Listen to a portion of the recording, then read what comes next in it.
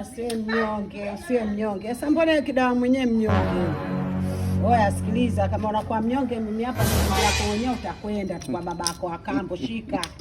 Wewe utaenda kwa babako wa kambo, afu kwa babako wa kambo utaenda kuishi huko, sawa eh? God have mercy upon us. Hapo penyewe wanasema gamburi kiburi jeuri fezuri ya akili. Tumetoka kupagamisha japokuwa mvua leo imetukimbiza kinyang'anya ile kisha jingi. Tulikuwa location tunatafuta episode ya 10. Lakini wanasemaga by the way wazungu, lakini sisi wabongo tunasema kesho tutakuletea mapema sana saa 7:17 inadondoka mjengoni. Usisahau kusubscribe Kinyota TV. God have mercy upon us. It's very fire. Hapa ni episode ya 10, lakini sagodi ya kutaka hiyo leo mvua zimetinga, lakini kwa kesho tunataka tualeteni kitu kizuri sana. Mtoto wetu Kidawa, mjukuu wangu. Yes. Wa ukweli. Yeah. Alafu mimi bibi mwenyewe wa ukweli.